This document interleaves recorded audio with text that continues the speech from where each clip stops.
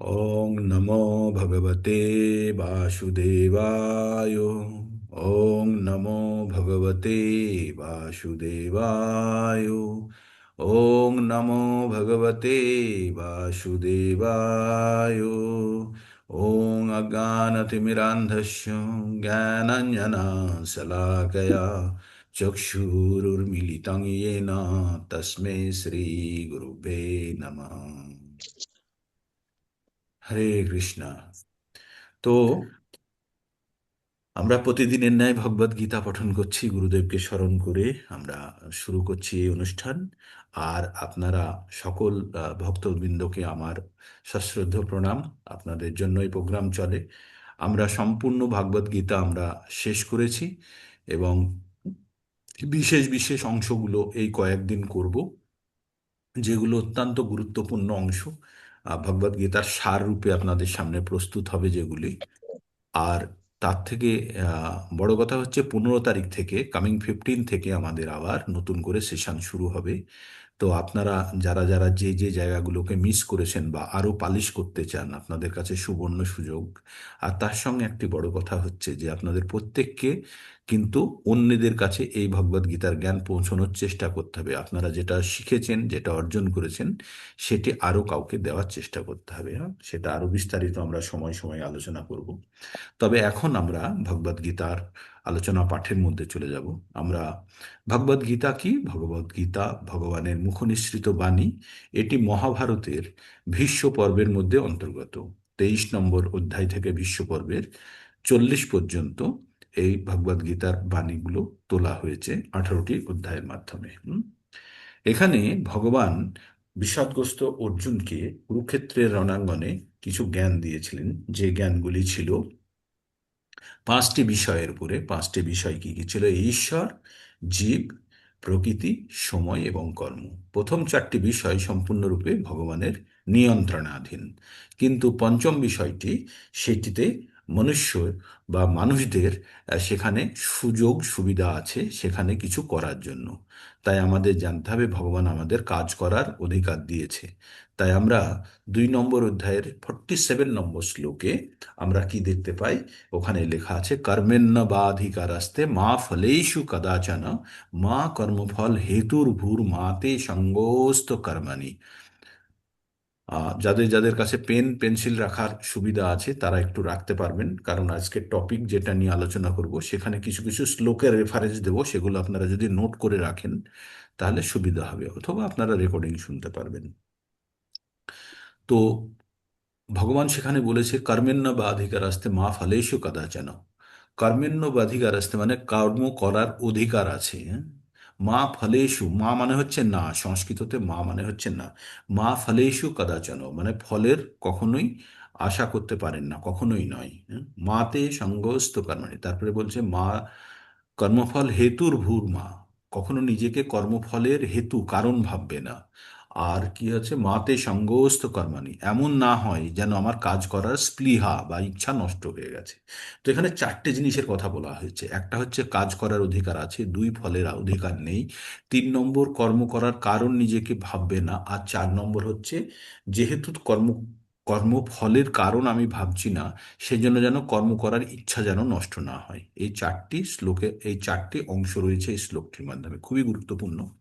তো তাই আমাদের কর্ম করার আমাদের অধিকার আছে, কিন্তু আমাদের কিসের অধিকার নেই? আমাদের ফলটার অধিকার নেই। ইন দ্য সেন্স আমরা সেটার জন্য দাবি করতে পারি না। ফল অবশ্যই আসবে, কিন্তু সেটার জন্য দাবি করতে পারি না। আরো অনেকগুলো বিষয়ের উপরে ফল নির্ভর করে। কি কি বিষয়ের উপরে? আপনাদের 18 নম্বর অধ্যায়ে আমরা পড়লাম 5টি বিষয়ের উপরে কোনো কাজের ফল নির্ভর করে। 5টি বিষয় কি কি? 5টি বিষয় হচ্ছে কর্তা, স্থান, প্রচেষ্টা, ইন্দ্রিয় সমূহ এবং দৈব। এই যে প্রথম 4টে হচ্ছে মানুষের কাছে আছে, আর পঞ্চম বিষয়টি হচ্ছে ভগবানের অনুমোদন। তাই কোনো কিছু করেই আমরা যদি ভাবি যে এটার ফল আমাদের ফেভারে আসবেই, কখনো নাও আসতে পারে, কারণ আরো অনেকগুলো আরো ফ্যাক্টর যেটা রয়ে গেছে সেটা হচ্ছে ঈশ্বর। ঠিক।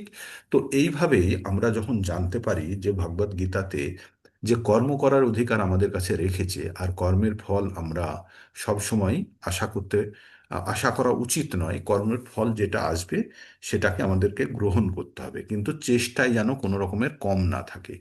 আর চেষ্টা যখন আমাদের সম্পূর্ণরূপে, আমাদের জানতে হবে চেষ্টা কতখানি করছি, সেটাই হচ্ছে আমাদের ফল। ফল ফল দেখে আমরা যেন চেষ্টাকে পরিবর্তিত না করি, আমাদের চেষ্টাই হচ্ছে আমাদের ফল, এটাই আমাদের জানতে হবে। যে এফোর্ট ইজ আওয়ার অ্যাচিভমেন্ট, মানে যেটা আমরা প্রচেষ্টা লাগাচ্ছি সেটাই আমাদের উপলব্ধি বা সেটাই আমাদের প্রাপ্তি। ফল অবশ্যম্ভাবীভাবে ভালো আসবেই, আর যদি না আসে তাহলে জানতে হবে আরো অনেক কারণ আছে। ঠিক। এবার আমরা যে কর্ম করি, কর্মকে তিন ভাগে ভাগ করেছি: সকাম কর্ম, বিকর্ম আর অকর্ম। এই সকাম কর্মই হচ্ছে মানুষকে আহ, সকাম এবং বিকর্ম এই দুটি কর্মই হচ্ছে মানুষকে বন্ধনে বাঁধে। বন্ধনে মানে পুনরায় এটার ফল ভোগ করার জন্য আসতে হয়। ভালোই আমরা সুখ ভোগ করি বা দুঃখ ভোগ করি, সেটি আমাদের ভোগ করতেই হবে, কারণ এটি আমরা উৎপন্ন করেছি। আপনার বাড়িতে যদি একটা গাছ লাগান, সেই গাছে যেমন ছায়া পাবেন তেমনি ফলও পাবেন, কিন্তু যদি আপনি বিষ বৃক্ষ লাগান তাহলে সেই বিষ বৃক্ষের ফল কিন্তু আপনাকেই ভোগ করতে হবে। তাই আমাদের জানতে হবে আমরা যেমনটি কর্ম করব তেমনটি ফল পাবো। একদম আমাদের এতেও লেখা থাকে না, যেমন কর্ম তেমন ফল, অ্যাজ শ্যাল ইউ রিপ। যেমন কর্ম করব তেমন আমি ফল পাবো। তো আমাদের তাহলে ভাগবত গীতা থেকে আমরা কিছু ব্যবহারিক জ্ঞান শিখলাম। তিনটে অংশে ভাগ করা হয়েছে ভাগবত গীতাকে: কর্মযোগ, ভক্তিযোগ এবং জ্ঞানযোগ। ভগবত গীতার উদ্দেশ্য, আপনারা সমস্ত ভগবত গীতা পড়ে একটা জিনিস বুঝে গেছেন, ভগবত গীতার উদ্দেশ্যই কিন্তু হচ্ছে মানুষকে ভক্তিযোগে উদ্বুদ্ধ করা। কর্মযোগ, জ্ঞানযোগ, হঠযোগ, ধ্যানযোগ, এগুলি বিষয়গুলি ব্যাখ্যা করা হয়েছে একটি কারণে, যাতে সব বিষয়গুলি জানার পরে সেরা বিষয়টি কেউ নির্বাচন করে, তাই না? তো সেই জন্য অনেকগুলো জানার পরে যখন ভগবান ভক্তিযোগের কথা বলেছে, তখন ভগবান বলেছে, অর্জুন তুমি যোগী হও। যোগিন অনপি সর্বেশাম মদ্গতে নন্তরাত্মনা শ্রদ্ধাবান লভতে ভাব जो যুক্ততম মতা, সজ যুক্ততম মতা। ভগবান সিক্স 6 নম্বর অধ্যায়ের 47 নম্বর শ্লোকে এই কথাটি তিনি বলেছিলেন। কি বলেছিলেন? যে যে যারা, অর্জুন তুমি যোগী হও, কারণ ভক্তি যোগী যারা, যোগী ইন দ্য সেন্স ভগবান ভক্তি যোগের কথাই বলেছেন সেখানে। হুম। তো তুমি যোগী হও। তো এইভাবে অর্জুনকে যোগী হতে বললেন, তার মানে ভক্তি যোগের সঙ্গে যুক্ত হতে বললেন। তো এই যে ভক্তি যোগের সঙ্গে যুক্ত হওয়ার ব্যাপারটা কেন বললেন? তিনি বললেন যে যত যোগ আছে তার মধ্যে ভক্তি চিত্তে, তিনি বলছেন যে শ্রদ্ধা সহকারে ভক্তি চিত্তে ভগবানের ভজনা করেন যিনি, তিনি সবথেকে অন্তরঙ্গভাবে ভগবানের সঙ্গে যুক্ত, আর তিনি সমস্ত যোগীদের মধ্যে শ্রেষ্ঠ। যোগিনা যোগিনাপি সর্বেষাং মদ্গতিন অন্তর আত্মনা শ্রদ্ধাবান ভজতে যো মাম সমে যুক্ত তমমতি। তো এইভাবে ভগবান শ্রদ্ধাবান যারা, যারা ভগবদ গীতা শেখার প্রধান জায়গাটা হচ্ছে শ্রদ্ধা থাকতে হবে, তাই বলছে শ্রদ্ধা সহকারে যে ভক্তি যোগে যুক্ত আছে সেই সর্বশ্রেষ্ঠ যোগী। ওকে। তো এই যোগের মাধ্যমে আমাদের কি করতে হবে? আসলে কি ভগবদ গীতা কি বলতে চাইছে? ভগবদ গীতা বলতে চাইছে যে আমরা যে মনুষ্য জীবনের মধ্যে আছি, সেই মনুষ্য জীবনের প্রকৃত স্বরূপ জেনে তাতে কাজ করা। তো প্রকৃত স্বরূপের মধ্যে আমরা একটা জিনিস জেনেছি, সেটি হচ্ছে আমরা আত্মা। আমাদের প্রকৃত স্বরূপ আমরা জেনেছি, আমরা আত্মা। আর এই আত্মা স্বরূপ জেনেই আমরা আজকের বিষয়টি রেখেছি, ট্রান্স মাইগ্রেশন অফ সোল, আত্মার দেহান্তর পদ্ধতি। আত্মা কিভাবে একটা শরীর থেকে আর একটা শরীরে যায়, সেটা ভগবদ গীতাতে কিভাবে ব্যাখ্যা করা আছে সেটি আজকে আমরা আলোচনা করব। তো এটাকে বলা হয় আত্মার দেহান্তরের পদ্ধতি। তো আত্মার দেহান্তরের পদ্ধতি জানতে গেলে আমাদের দুটো জিনিস জানতে হবে। প্রথমে প্রথমে আত্মা কি জানতে হবে, আর দেহান্তর মানে দেহ সম্বন্ধে জানতে হবে, তাই না? তবেই তো অন্তর সম্বন্ধে জানতে পারবো। দেহা দেহান্তর কথাটাকে যদি আমরা সন্ধি বিচ্ছেদ করি, তাহলে দেহর অন্তর মানে একটা দেহে থেকে আর একটা দেহে আত্মা কিভাবে যায়। তো এই সমগ্র বিষয়টি আজকে আমরা আলোচনা করব। তো আলোচনার ভিতরে প্রথমে আমাদের জানতে হবে, সদাই একটু টানো না রে সামনের দিকে। এই সমগ্র বিষয়টি আলোচনা করার আগে আমাদের দুটো জিনিস জানতে হবে, একটা হচ্ছে দেহ আর একটা হচ্ছে আত্মা, তাই না? আত্মার দেহ, তার মানে আমরা আজকে যারা বসে আছি সবাই যোগ মন্দিরে, আমরা কে অ্যাকচুয়ালি, আমাদের প্রকৃত পরিচয় কি, আমাদের আমাদের এই যে শরীরটাই বা কি, আর আমাদের আর আমি বা কে, এই জিনিসটা সমগ্রভাবে জানতে গেলে আমি একজন জীব, আমি একজন জীব। আমার মধ্যে কি কি আছে? আমার মধ্যে আছে আত্মা আছে, যেটাকে আমি আমি করছি বারবার। আর তার সঙ্গে কি আছে? এই শরীর, এই শরীর রূপী বাহনের মধ্যে এই আত্মাটি বসে আছে। বাহন কেন বললাম? ভগবান বিভিন্ন জায়গায় বাহন, শরীরকে বাহন বলেছে, কারণ এই শরীর আত্মাকে একটি নির্দিষ্ট জায়গায় নিয়ে যাওয়ার জন্য দায়বদ্ধ, বা আহ, আত্মাকে নিয়ে যেতে পারে। ঠিক আছে? তো আত্মাকে কোথায় নিয়ে যেতে চাই এই শরীর? এই শরীর আত্মাকে তার গন্তব্যস্থলের দিকে নিয়ে যেতে চাই। তাহলে আত্মার গন্তব্যস্থল কোথায়? ভগবানের চরণপদ্ম। ঠিক? তো সেখানে কিভাবে নিয়ে যাবে?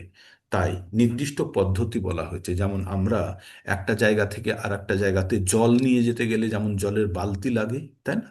তেল নিয়ে যেতে গেলে যেমন তেলের বোতল বা কোনো কন্টেনার লাগে, তেমনি আমরা এই শরীরটা শুধু একা যেতে পারবে না, আত্মাটা একা যেতে পারবে না, তাই এই শরীরের সাহায্য নেয়। এবার এই শরীরটা কি দিয়ে তৈরি? পঞ্চভূতে তৈরি। পঞ্চভূত কি? মাটি, অগ্নি, জল, বায়ু আর আকাশ। আর তার সঙ্গে পরবর্তীতে রূপান্তরিত হয়ে পাঁচটা জ্ঞানেন্দ্রিয়, পাঁচটি কর্মেন্দ্রিয়, রূপ রস গন্ধ শব্দ স্পর্শ ইন্দ্রিয়ের বিষয়সমূহ, মন বুদ্ধি অহংকার আর প্রধান, এই 24টি তত্ত্ব দিয়ে এই শরীর তৈরি। এটি ভগবানের বহিরঙ্গা শক্তি। ভগবানের তিনটে শক্তি আছে, একটা হচ্ছে অন্তরঙ্গা শক্তি, একটা হচ্ছে বহিরঙ্গা শক্তি, আর একটা হচ্ছে তটস্থ শক্তি। তো এই বহিরঙ্গা শক্তি ভগবানের দিয়ে যেটা তৈরি এই জড়জগৎ, এই জড়জগৎ থেকে আমরা এই সমস্ত 24টি তত্ত্ব পেয়েছি। কি কি তত্ত্বগুলো আবার বলি? ভূমি, অপ, নল, বায়ু, কি বলছে? মাটি, জল, বাতাস, অগ্নি এবং আকাশ। জ্ঞান, বুদ্ধি, আর তার সঙ্গে হচ্ছে কি? জ্ঞানেন্দ্রিয় পাঁচটি, চক্ষু, কর্ণ, নাসিকা, জিহ্বা, ত্বক। কর্মেন্দ্রিয় পাঁচটি, সেগুলি হচ্ছে হাত, পা, মুখ আর আহ, উপস্থ বায়ু উপস্থিত। এবং যৌনাঙ্গ। আর পাঁচটি হচ্ছে রূপ রস গন্ধ শব্দ স্পর্শ, মন বুদ্ধি অহংকার আর প্রধান। এটি হচ্ছে ভগবানের নিকৃষ্ট শক্তি বা অপরা শক্তি বলা হয়, এটাকে বলা হয় অপরা শক্তি বা বহিরঙ্গা শক্তি। আর একটি শক্তি ভগবানের আছে, সেটি হচ্ছে পরাশক্তি বা পরম শক্তি, সেটি হচ্ছে চিন্ময় শক্তি, সেটি হচ্ছে অন্তরঙ্গা শক্তি, যার অধীশ্বর হচ্ছে রাধারানী। আর বহিরঙ্গা শক্তির অধীশ্বর হচ্ছে দুর্গা দেবী। ঠিক? যারা মায়াপুর ভ্রমণ করেছেন তারা হয়তো নিশ্চয়ই দেখেছেন যে ওই শ্রীমন্ত মাতার মাতার রাজাপুরে যেখানে জগন্নাথ দেবের মন্দির আছে, সেখানে তার পিছন দিকে একটা মন্দির আছে, শ্রীমন্তী দেবী নামে পরিচিত দুর্গা দেবীর মন্দির। তো আপনারা যারা গেছিলেন তাদের বলেছিলাম দেওয়ালে অনেক কিছু লেখা আছে, সেটা বুঝতে পারবেন। সেখানে দুর্গা দেবী ভগবানের কাছে আর্জি জানাচ্ছে, বলছে আপনি আমাকে এত দূর করে দিয়েছেন যে আপনার কাছে আমি আসতে পারছি না। আপনি এমন একটি দায়িত্ব দিয়েছেন যাতে আমাকে এই জড়জগৎকে সামলাতে হয়, আর জড়জগৎকে সামলানোর জন্যই আপনার থেকে আমি দূরে হয়ে যাই। তাই দুর্গা দেবী হচ্ছে আমাদের বহিরঙ্গা শক্তির দ্বারা, ভগবানের বহিরঙ্গা শক্তির দ্বারা এই জড়জগৎকে চালনা করেন। আর তার হাতে আছে ত্রিশূল, ত্রিশূলের দিয়ে তিনটে শূল, তিনটে ডগা, আদি আত্মিক, আদি ভৌতিক আর আদি দৈবিক। এইটা দিয়ে সবসময় আমাদের যাতনা দেয়, এই বলে যে এই জড়জগৎ কিন্তু শান্তির জায়গা নয়, এখান থেকে তোমরা চম্পট দাও। আর সেই জন্য কি করতে হবে? ভগবানের শরণাগতি অর্জন করতে হবে। তো আমরা কোথায় থেকে বিচ্ছিন্ন হলাম? আমরা বিচ্ছিন্ন হলাম ভগবানের বহিরঙ্গা শক্তি থেকে। আর ভগবানের অন্তরঙ্গা শক্তি হচ্ছে চিন্ময় শক্তি। আর তটস্থ শক্তি হচ্ছে যে তট, এটা প্রতিদিনই আপনাদেরকে বলি, জল যেখানে এসে পৌঁছচ্ছে, ঢেউ এসে পৌঁছচ্ছে আবার জল নেমে চলে যাচ্ছে, এই ডাঙা আর জলের মাঝখানের জায়গাটাকে বলা হয় তট। তটে থেকে কেউ ইচ্ছা করলে জলের ভিতরেও যেতে পারে, কেউ ইচ্ছা করলে ডাঙার দিকেও যেতে পারে। তেমনি আমরা এই অন্তরঙ্গা শক্তি, আমাদের যে চিন্ময় শক্তি আছে, সেই শক্তির প্রভাবে আমরা আধ্যাত্মিকতার দিকেও যেতে পারি। আবার এই যদি বহিরঙ্গা ইন্দ্রিয় তর্পণ বা ইন্দ্রিয় ভোগের ইচ্ছার দিকে যখন যাই, তখন আমরা বহিরঙ্গা শক্তির দিকে চলে যাই। ঠিক। তো তাহলে আমাদের মধ্যে যে চিন্ময় শক্তি আছে, আত্মা আছে, যখন আমরা আত্মার কথা ভেবে যখন থাকি তখন আমরা আধ্যাত্মিকতার মধ্যে থাকি। আর যখন আমরা শরীরের কথা ভেবে থাকি তখন আমরা কিন্তু বহিরঙ্গা শক্তির প্রভাবে থাকি, তখন কিন্তু জড় জগতের দিকে আমরা ধাবিত হই। যে মুহূর্তে আমরা নিজেদেরকে আত্মা ভাববো তখন কিন্তু আমরা অন্তরঙ্গা শক্তির সঙ্গে যুক্ত হয়ে আছি। কিন্তু যে মুহূর্তে আমরা আমাদেরকে শরীর দিয়ে পরিচয় দেব, শরীরের কথা ভাববো, তখন কিন্তু আমরা বহিরঙ্গা শক্তির কবলে আছি। তাই বারবার আমাদের জানতে হবে আমরা শরীর নই, আমরা আত্মা। আর এই শরীরটি ক্ষণস্থায়ী, কিছু নির্দিষ্ট সময় পরে আমরা এই শরীরটি পরিবর্তন করব।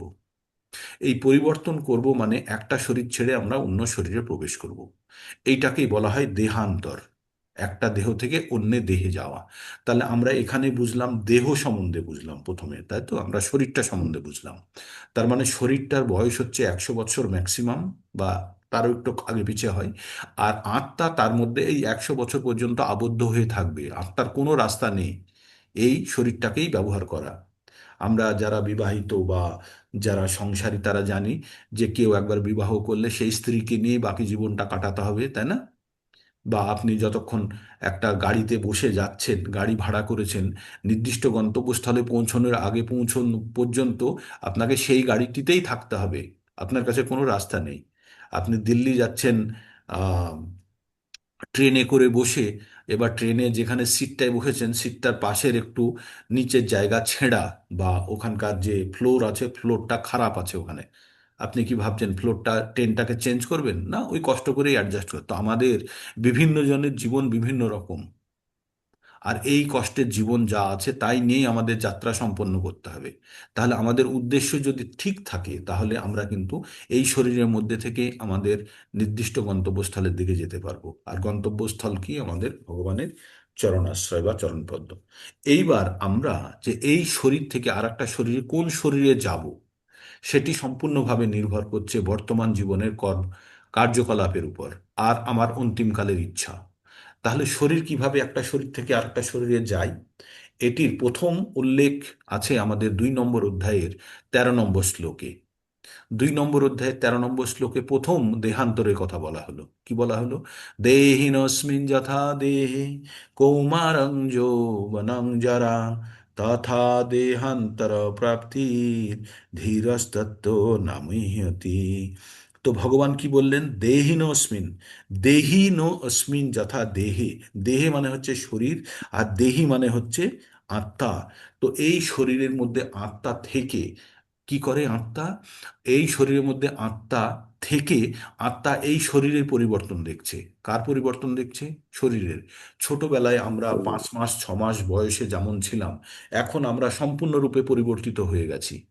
তবু আমরা তাতে বিচলিত হই না। কিন্তু যখন আমরা এই শরীর ত্যাগ করে অন্য আর একটি শরীর ধারণ করি তখন কিন্তু আমরা বিচলিত হই। কিন্তু যারা পণ্ডিত তারা এটাতে বিচলিত হয় না। তার মানে ভগবান কি বলতে চাইলেন? দেহান্তরের একটা প্রক্রিয়া চলতে থাকে।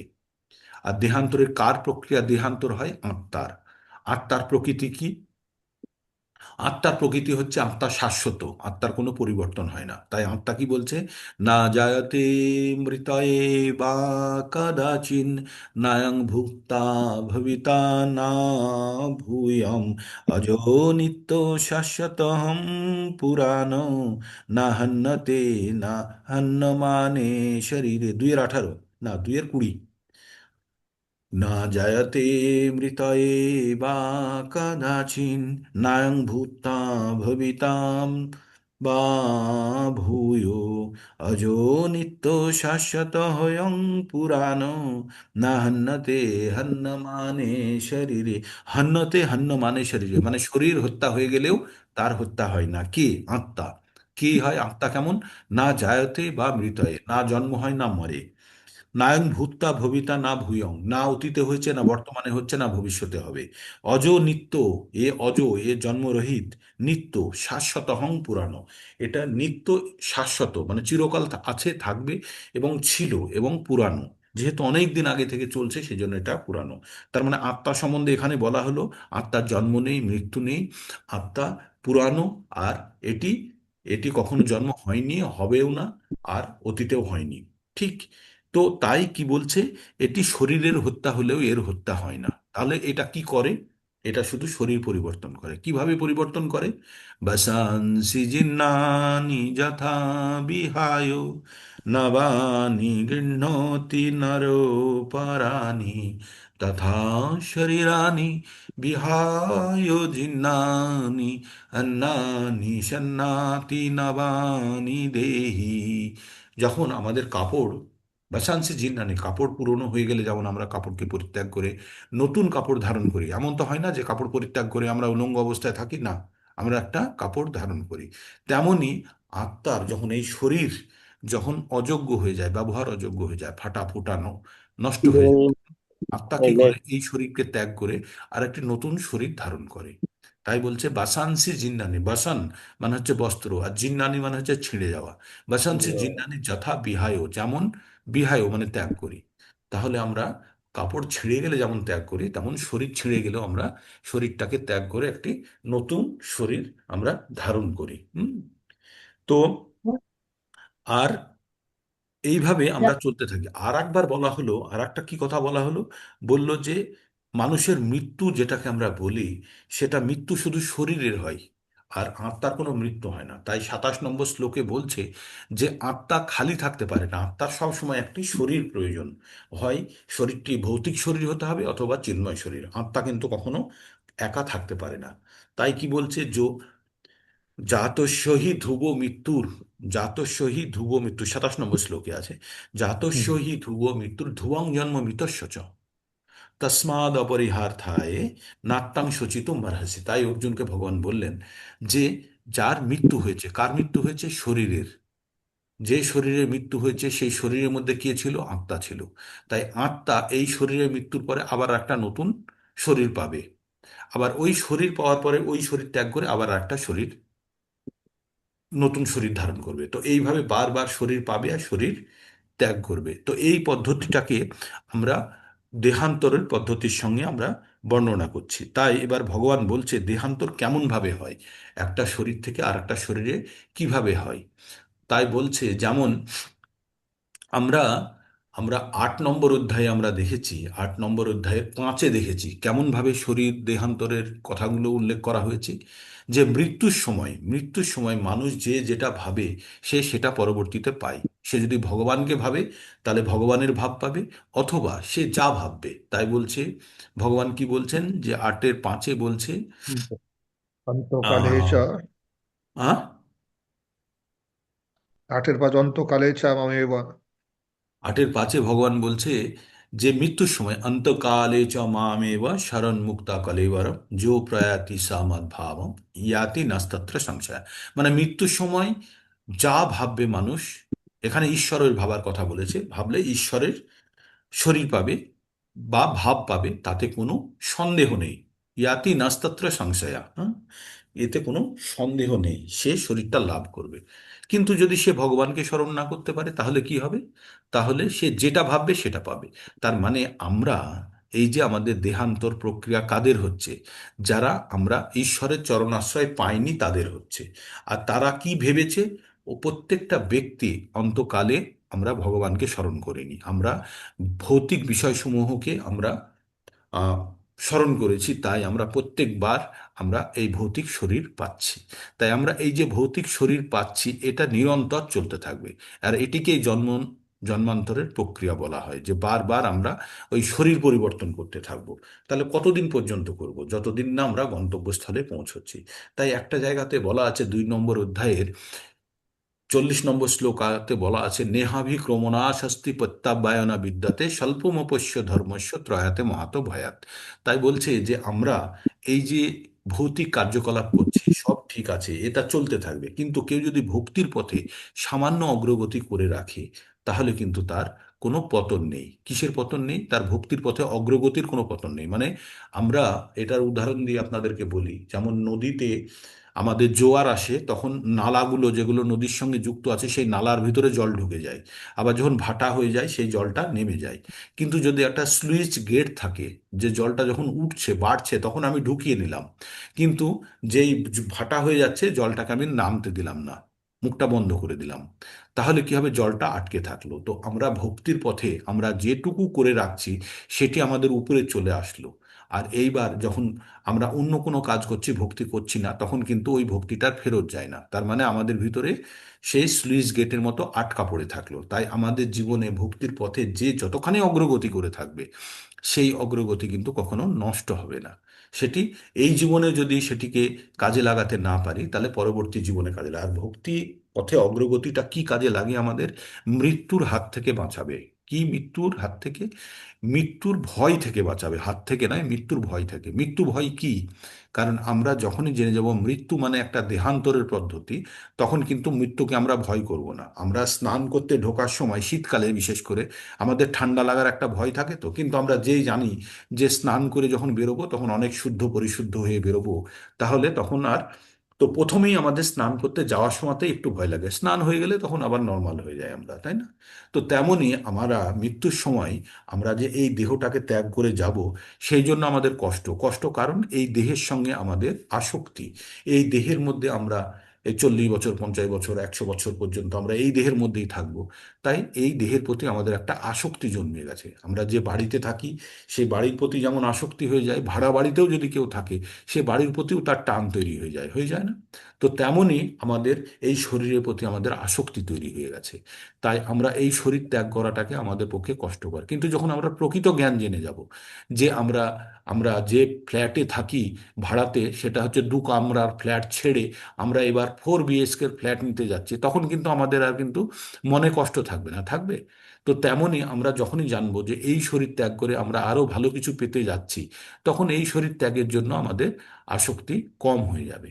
তাই আমাদের জানতে হবে আমরা গত জীবনে যতখানি ভগবত ভক্তি করেছি, তার থেকে আপনারা প্রত্যেকে বেশি করছেন এই জীবনে। এটা আপনারা ধরে রাখুন। গত জীবনে যদি এতখানি ভক্তি করে থাকতেন, তাহলে এই অবস্থায় আপনারা কেউ জন্মগ্রহণ করতেন না। আপনারা সব বড় বড় সাধু বা বড় বড় বৈষ্ণব হয়ে যেতেন, বা অনেকে মুক্তও হয়ে যেতে পারতেন। তার মানে এই মানুষের শরীর নিয়ে আর এরকম কষ্টের জীবন আমাদের পেতে হতো না।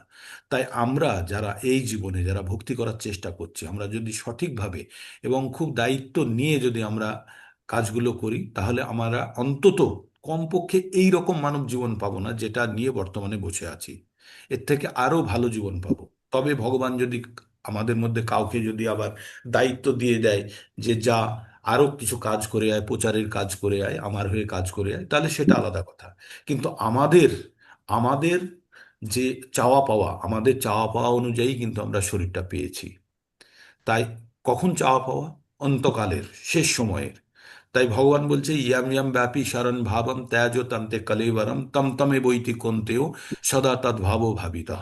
তাই অন্তকালে যে মানুষ যা যা ভাববে, ভেবে দেহত্যাগ করবে, তাই কিন্তু পরবর্তী জীবনে পাবে।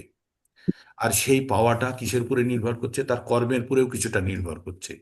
তো তাহলে ইচ্ছা আর কর্ম দুটো মিলে কিন্তু আমাদের পরবর্তী জীবন নির্ধারিত হচ্ছে। আর কেমন ভাবে আমরা এই জীবনের, তাহলে আমরা যখন এই জীবন ত্যাগ করে চলে যাচ্ছি, তখন আমরা অন্য একটি জীবনে যখন যাব, কিভাবে যাব? এই জীবনের জ্ঞান বুদ্ধিগুলো কিভাবে যাবে? তাই ভগবান 15 নম্বর অধ্যায়ে দুটো শ্লোক বলেছেন, 7 আর 8। সাথে বলেছেন ভগবান যে আমরা ভগবানের অংশ। আমরা ভগবানের অংশ, কে? আত্মা। আর এই আত্মা কি করছে? দেহের মধ্যে ঢুকে দেহকে দিয়ে প্রচুর পরিশ্রম করাচ্ছে। আর এই দেহ নিজে নিজে ভাবছে আমি ভোগ করব। আর সেই জন্য সকাল থেকে সন্ধ্যাবেলা পর্যন্ত পরিশ্রম করে। যদ্যপি এত পরিশ্রমের প্রয়োজন নেই। কার? শরীরের। আত্মার জন্য প্রয়োজন। সে পরিশ্রম করছে না, সে পরিশ্রম করছে কার জন্য? তার নিজের সুখের জন্য। আমি গতদিন আপনাদের বলছিলাম আমরা একটা অফিসে গিয়ে কাজ করি। তো অফিসে গিয়ে যে কাজটা করি, সেই কাজটি হচ্ছে নিত্য ধর্ম। সেটা হচ্ছে নিত্যকর্ম বা নিত্য ধর্ম বলতে পারেন। আর আমরা যে অফিসে যাতায়াতের জন্য যে কাজগুলো করছি, সেটা হচ্ছে নৈমিত্তিক ধর্ম। তেমনি আমাদের জীবনে দুটো কাজ আছে, একটা হচ্ছে নিত্য ধর্ম আর একটা হচ্ছে নৈমিত্তিক ধর্ম। তো নিত্য ধর্ম কি? আমাদের ভগবানের শরণাগতি নিয়ে ভগবানের সেবা, ভগবানের ভক্তি করা, বা ভগবানের চরণাশ্রয় লাভের জন্য আমাদের প্রচেষ্টা করা, সেটা হচ্ছে আমাদের নিত্য ধর্ম। জীবের এ স্বরূপ হয় কৃষ্ণের নিত্য দাস। আমরা যখন জানবো আমরা ভগবানের অংশ, আর আমাদের কাজ হচ্ছে ভগবানের সেবা করা, এটা যখন আমরা ভুলে যাই, তখনই আমরা কি করি? আমাদের এই যে দেহ আছে, দেহ সেবায় আমরা ব্যস্ত হয়ে যাই। আর দেহ সেবায় যখন ব্যস্ত হয়ে যায়, তখন আত্মার জন্য অগ্রগতির কাজ হয় না। তার মানে আমি অফিসে যাওয়া আর আসাটা হচ্ছে আমার নৈমিত্তিক কর্ম, আর অফিসে গিয়ে কাজ করাটা হচ্ছে আমার নিত্যকর্ম। তো আমাদের জীবনের নিত্যকর্ম হচ্ছে ভগবানের সেবা করা, ভগবানের ভক্তি করা, আর নৈমিত্তিক কর্ম হচ্ছে আমাদের জীবনটাকে ধারণ করার জন্য কাজ করা। তো আমরা যদি অফিসে যাওয়ার সময়তে যদি 4 ঘন্টা ধরে যাই আর 4 ঘন্টা ধরে আসি, তাহলে কি অফিসে গিয়ে কাজ করার সময় পাবো? ঠিক পাবো না। তো তেমনি আমরা জীবনে যদি আমাদের নৈমিত্তিক কার্যের মধ্যেই যদি আমরা সবসময় ব্যস্ত হয়ে থাকি, তাহলে আমাদের নিত্যকর্ম করার সময় পাবো না। আর তাই হয়েছে আমাদের আগেও এবং বর্তমানে। তাই আমাদের জানতে হবে যে আমাদের জীবনের পরম উদ্দেশ্য জানতে হবে। আমাদের এই মানব জীবনের পরম উদ্দেশ্য আহার নিদ্রা ভয় মৈথুনের মধ্যে ডুবে না থেকে আমাদের ভক্তির পথে এগোতে হবে। ভক্তি কি বলছে ভগবান? সর্ব উপাধি বিনির্মুক্তম তৎপরাত্মেন নির্মলাং ঋষিকেন ঋষিকেশ সেবনাং ভক্তির উচ্চতে। চৈতন্য চরিতামৃতের মধ্য লীলায় 19:170 বলা আছে, কি বলা আছে? সর্ব উপাধি বিনির্মুক্তম, সব ধরনের উপাধি ত্যাগ করে কি করতে হবে? তৎপরাত্মেন নির্মলম, তখন আমাদের আত্মা নির্মল হবে। আমাদের আত্মা দূষিত হয়ে আছে কেন? আমাদের বিভিন্ন অহংকারের জন্য, আমাদের বিভিন্ন আবরণের জন্য। কার পুরে আবরণ? আত্মার পুরে আবরণ লাগানো আছে। কি আবরণ লাগানো আছে আমাদের আত্মার উপরে? আমাদের অহংকারের আবরণ লাগানো আছে। আমি এই, আমি লম্বা, আমি বেটে, আমি ফর্সা, আমি কালো, আমি ব্রাহ্মণ, আমি ক্ষত্রিয়, আমি আমেরিকান, আমি ইন্ডিয়ান, আমি পুরুষ, আমি নারী। এগুলো হচ্ছে আমাদের অহংকার। কার? এই অহংকারগুলি হচ্ছে আত্মা অহংকারগুলো, শরীরের অহংকার। এগুলো এগুলো শরীরজাত, এগুলো আত্মাজাত নয়। তাই এই অহংকারের বশবর্তী হয়ে আমরা ভগবানের সেবায় আমরা নিযুক্ত হই না। তাই বলছে সর্ব উপাধি, যখন আমরা সব ধরনের উপাধি থেকে মুক্ত হব, তখন আমাদের আত্মাটা হবে নির্মল। আর তখনই আমরা নির্মল অবস্থাতে এই আমাদের যে ইন্দ্রিয়গুলি আছে, সেগুলি যখন ভগবানের সেবায় নিযুক্ত করতে পারবো, তখনই সেটা হচ্ছে আমাদের আমাদের সেটাই হচ্ছে আমাদের ধর্ম বা ভক্তি। তাহলে আমাদের ভক্তি মানে কি? আমাদের প্রথমে হচ্ছে সর্ব উপাধি বিনির্মুক্তম তৎপরা তেনা নির্মলাং ঋষিকেন ঋষিকেশ। ঋষিকেশকে ভগবান কৃষ্ণ, তার ইন্দ্রিয় সমূহের সেবা করাই আমাদের পরম কর্তব্য। আর এটি যখন আমরা জেনে যাব, তখন আমাদের জীবনে সার্থকতা প্রকাশ পাবে। তাই আপনাদেরকে প্রত্যেকটা মুহূর্তে একটা জিনিস মাথায় রাখতে হবে, আমরা কিসের মধ্যে আছি? আমরা বর্তমানে কৃষ্ণ ভাবনাময় চেতনার সঙ্গে যুক্ত। কৃষ্ণ ভাবনাময় চেতনা বা আহ আমাদের অর্গানাইজেশন নাম কি? আমাদের অর্গানাইজেশন নাম হচ্ছে অন্তর্রাষ্ট্রীয় কৃষ্ণ চেতনা। কৃষ্ণ চেতনা, ইন্টারন্যাশনাল কৃষ্ণ কনসাসনেস। কনসাসনেস মানে হচ্ছে চেতনা। তাহলে কৃষ্ণ ভাবনামৃত সঙ্গের সঙ্গে আমরা যুক্ত। কৃষ্ণ ভাবনা, সবসময় কৃষ্ণ ভাবনার মধ্যে মগ্ন থাকার কথা বলছে এখানে। এখানে গড কনসাসনেস বলছেন, এখানে বলছে কৃষ্ণ ভাবনাময়। কৃষ্ণই ভগবান। তাই বলছে যখন প্রত্যেকটা মুহূর্তে আপনি ভাববেন ভগবান আপনার সঙ্গে আছে। আপনি একটা অন্যায় করে দেখান তো, আজ থেকেই আপনি ভেবে নিন প্রত্যেকটা মুহূর্তে আপনার সঙ্গে ভগবান ঘুরছে সব সময় একদম। আর অন্য কেউ দেখতে পাচ্ছে না, শুধু আপনি দেখতে পাচ্ছেন। এই রকম অবস্থাতে আপনি একটা অন্যায় করে দেখুন তো, পারবেন না, পারবেন না। তাই আমাদের মনের মধ্যে যখন এই ভাবনা উৎপন্ন হবে যে ভগবান সব সময় আমার সঙ্গে, আমার ঘাড়ে বসে আছে, আমাকে ঘাড়ে করে নিয়ে ঘুরছে, আমার হাতে বসে আছে, পিঠে বসে আছে, আমার সঙ্গে চলছে, সর্বদা আছে, এই ভাবনাতে যারা উদ্বুদ্ধ হতে পারবে, সেটাই কৃষ্ণ ভাবনার একমাত্র উদ্দেশ্য, যে ওতপ্রোতভাবে কৃষ্ণের সঙ্গে জড়িত হয়ে যাওয়া, সর্বদা ভগবানকে সঙ্গে নিয়ে চলা এবং ভগবানের কথা স্মরণ করা। তাহলে কি হবে? শেষ মুহূর্তে যখন আমাদের অন্তকালে আমাদের আর ভগবানকে স্মরণ করতে অসুবিধা হবে না, কারণ সে তো সবসময় আছে। আর তখনও আমরা ভুল করব না। তাই ভগবান কি বলছে? তস্মাৎ সর্বেষু কালেষু মা মনুষ্যরম যুদ্ধ চ ময়ি অর্পিত মনোবুদ্ধির মামেব ঈশসী অসংশয়। ভগবান বলেছে তাই সবসময় তুমি আমাকে স্মরণ করে, আমাতে মন আর বুদ্ধি অর্পণ করে তুমি জীবন যুদ্ধ করো, যে কাজের মধ্যে আছো সেই কাজগুলো করো, কিন্তু আমাকে স্মরণ করে করো, ভগবানকে স্মরণ করে করো। তাহলে কি হবে? সে যে ভগবানের কাছে যাবে, তাতে কোনো সংশয় নেই। 15 সাথে ভগবান বললেন, মামে বংশ জীবালোকে জীবাভূতন সনাতন মনষষ্ঠানি ইন্দ্রিয়ানি প্রকৃতিস্থানী কর্ষতি। বলছে প্রত্যেকটা জীব আমার অংশ। আর তারা কত বোকা!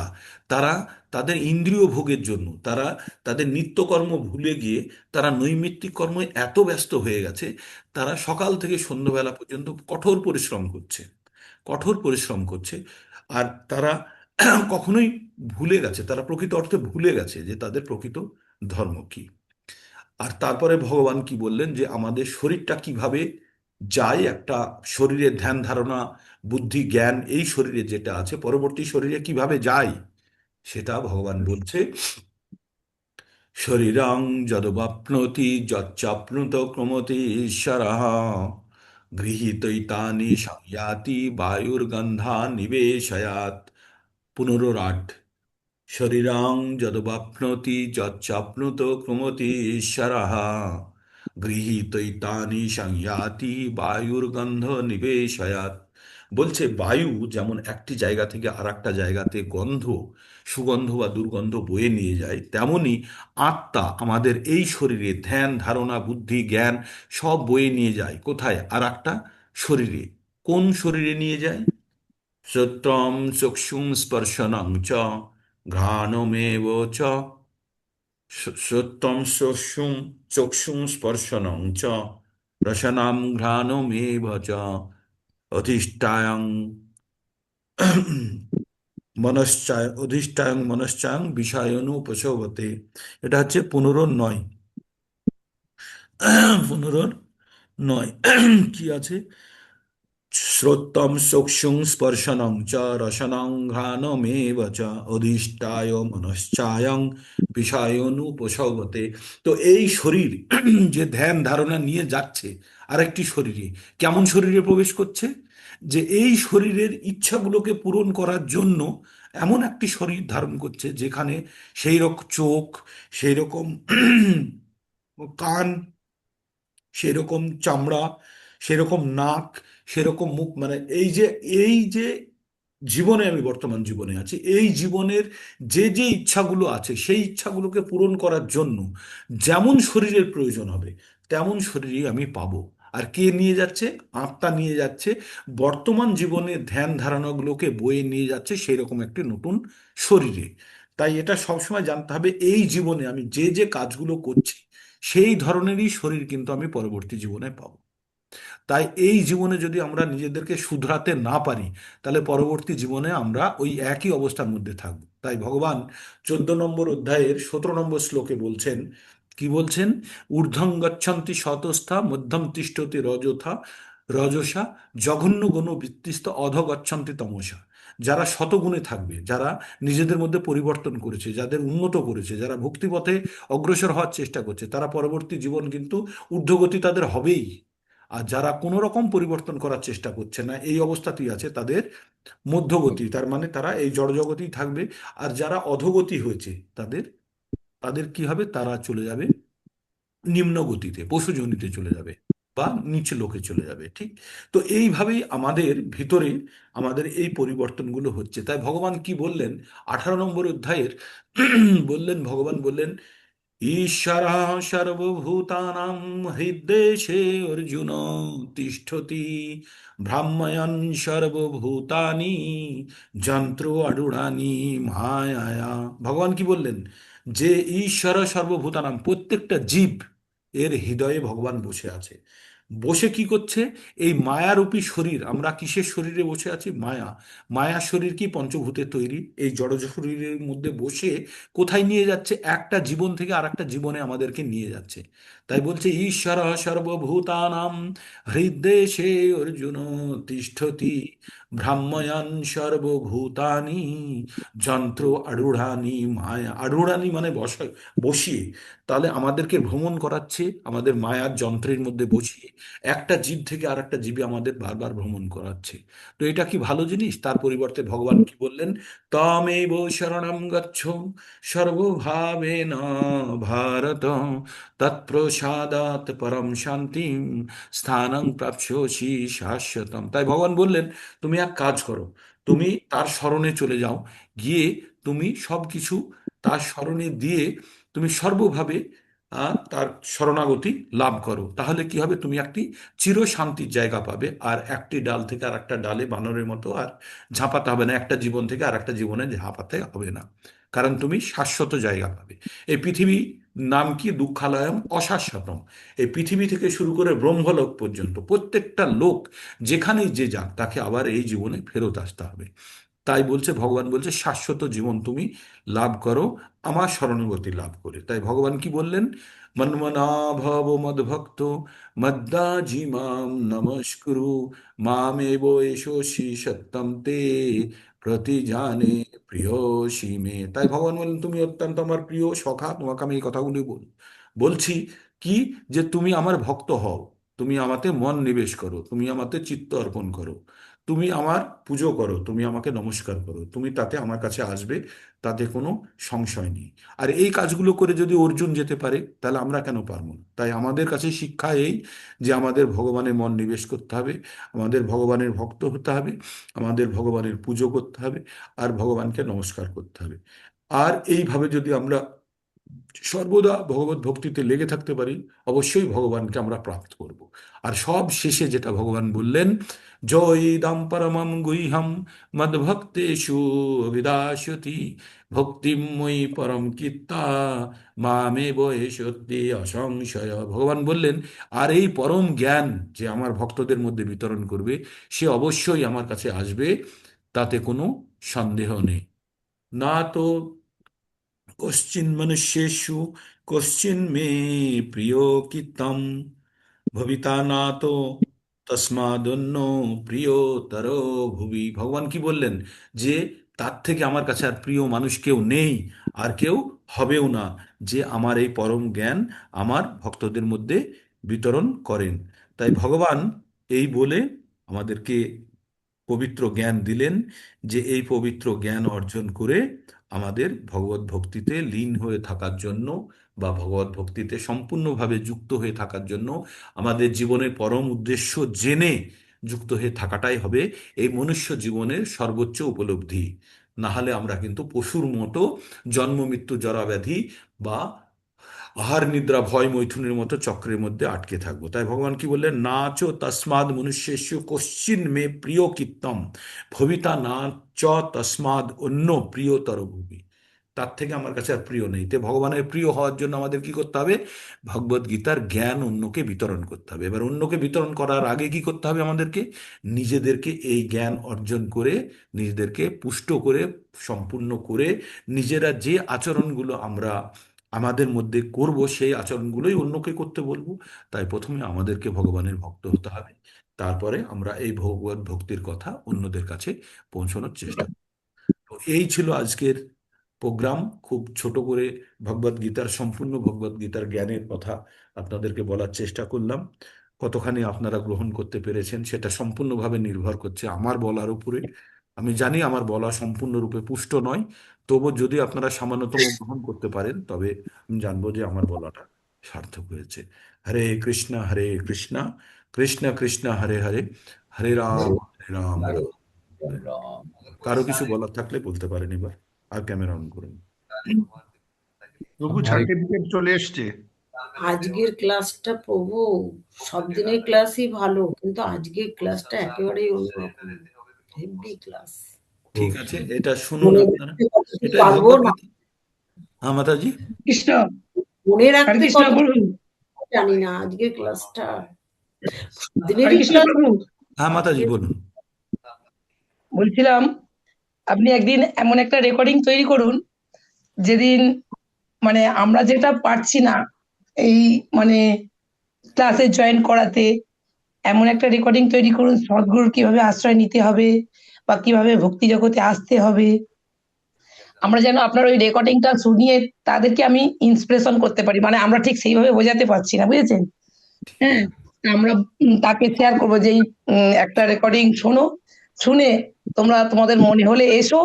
হ্যাঁ, একদিন অন্তত ভগবানের এই মানে প্রভুর যে আমরা পাঠ শুনি সেই পাঠটা একদিন শোনো, শুনে তোমাদের যদি ভালো লাগে তাহলে তোমরা মানে এই ক্লাসে জয়েন করবে। তো সেরকম ভাবে একটা মানে রেকর্ডিং তৈরি করুন। হ্যাঁ, আমরা যাতে শেয়ার করতে পারি। সব রেকর্ডিং এ আপনার ভালো, সেটা আমরা রোজ শুনি বলে আমাদের ভালো লাগে। এবার যারা নতুন, যাদেরকে আমরা ইন্সপিরেশন করব, জয়েন করার চেষ্টা করব, হ্যাঁ, সেই রকম ভাবে একটু আপনি একটা রেকর্ডিং পাঠান আমাদের। ঠিক আছে, কারণ এই রেকর্ডিং গুলোর মধ্যে এমন কিছু কথা আছে যারা ভগবদ গীতা সম্বন্ধে জানে তাদেরই ভালো লাগবে, যারা ভগবদ গীতা হ্যাঁ সম্বন্ধে হ্যাঁ। জানে না তারা বুঝতে পারবে না, ঠিক আছে? তো যারা একদম না, ওই কাঁচা, জন্যই যারা বলছি এখন আমরা বুঝি বা আমরা শুনছি দীর্ঘদিন ধরে, প্রভু আমাদের ভালো লাগে, কিন্তু যারা একদম শোনে না তাদের এইসব জিনিসগুলো, হ্যাঁ, বুঝতে পারবে না। অতটা মানে মনের মধ্যে গাঁথতে পারবে না। বুঝতে পেরেছি, ওদের জন্য অন্যরকম ভাবে অ্যাট্রাকটিভ ভাবে তৈরি করতে হবে, ঠিক আছে? হ্যাঁ হ্যাঁ হ্যাঁ হ্যাঁ। ঠিক আছে, ঠিক আছে, আমি একটা রেকর্ডিং বানাবো। ঠিক আছে, ঠিক, ভালো। হ্যাঁ, যেটা আপনি দিয়েছেন, ভালো।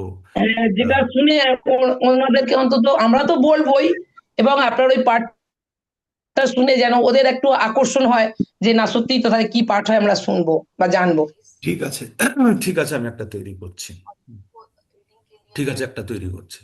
আর কারো কিছু, কোনো সাজেশন? M2 কে জয়েন করলেন? M2 হ্যাঁ, একটু ওই যে ওপেন। এগুলো তো ইউটিউবে যাবে। এটা ইউটিউবে Sikdar M2 M2 K M ছিল, শিকদার তো M2 কে একজন ছিলেন। হ্যাঁ, ওই যে সেটা বলছি। বিহারের আচ্ছা, আচ্ছা, ঠিক, ঠিক ঠিক আছে। তো আর কারো কিছু, কোনো সাজেশন কিভাবে আপনারা নিজেদেরকে আরো পুষ্ট তৈরি করবেন, যাতে আপনারা যে কথাগুলো বলবেন সেই কথাগুলো ভগবত জ্ঞানের উপরে ভিত্তি করে অন্যের কাছে যেন আঘাত করে, অন্যের কাছে আঘাত ইন দ্য সেন্স আঁচড় কাটতে পারে, যেটা বলতে চাই, অন্যের মনে দাগ কাটতে পারে। এরকম ভাবে আপনাদের প্রত্যেককে কিন্তু নিজেদেরকে তৈরি করতে হবে, যে প্রত্যেকটা কথা যেন আমাদের শাস্ত্র সাপেক্ষ হয়, আর এই কথাগুলি যেন অন্যের হৃদয়ে দাগ কাটতে পারে। তাহলে কোন কোন জায়গাগুলো থেকে আমাদেরকে ভগবদ গীতার জ্ঞান আমাদের বেছে নিতে হবে? সব থেকে স্ট্রাইকিং জায়গা হচ্ছে অন্তকালে চ, বুঝলেন? এই জিনিসটা মাথায় রাখবেন। সব থেকে স্ট্রাইকিং জায়গা হচ্ছে অন্তকালে চ। এই জায়গাটাকে আপনারা ভালো করে পড়ুন, এটা তাৎপর্যটা পড়ে আপনারা নিজেরা ভাবুন যে আমাদের জীবনটাকে, এই জীবন থেকে আমরা পরবর্তী ভালো জীবন কিভাবে পেতে পারি, এইভাবে আমরা এগোতে পারি। তবু আমি একটা লেকচার প্রস্তুত করছি। প্রভু বলুন।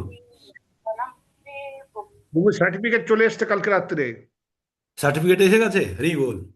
তো কারা কারা এসে সার্টিফিকেট গেছে। পেলেন? কারা কারা পরীক্ষা দিয়েছিলেন? প্রভুজি আমি দিয়েছি। সার্টিফিকেট হ্যাঁ পেয়ে যাবেন, প্রভু, এসে পেয়েছি গেছে আমি তো? প্রভু। কালকে তো মনে হয় দিলাম পরীক্ষাটা, তো আমি তো এখনো পাইনি। পেয়ে যাবেন, পেয়ে প্রভুজি যাবেন, আমি আপনাদের পেয়েছি। হোয়াটসঅ্যাপ নম্বরে বা এতে চলে আসবে। ওই তো দিলীপ প্রভু পেয়ে গেছে, সুন্দর সার্টিফিকেট, দেখতে খুব সুন্দর লাগছে না? আমি পেয়েছি প্রভুজি। পেয়ে গেছেন, হরি বল, হরি বল। আমি সকলকে কোশ্চেনটা অনুরোধ হিন্দি করেছিলাম। আর বেঙ্গলি দুটো মিক্সড আছে। হ্যাঁ, দুখানা সার্টিফিকেট দিয়েছে তো না, একটা পার্টিসিপেশনের একটা এরও। ও তো প্রত্যেকে সুন্দর, দুটো করে। আপনাদেরকে বারবার অনুরোধ করেছিলাম যারা দিয়েছেন আমাকে তাদের। তো একটাই দিয়েছে, হ্যাঁ, আমাকে তো একটাই এসছে প্রভু। একটা ওই কালার্ড, কালার্ড একটা, হ্যাঁ হ্যাঁ একটাই হ্যাঁ, এসছে আমার এসে। প্রভুজি।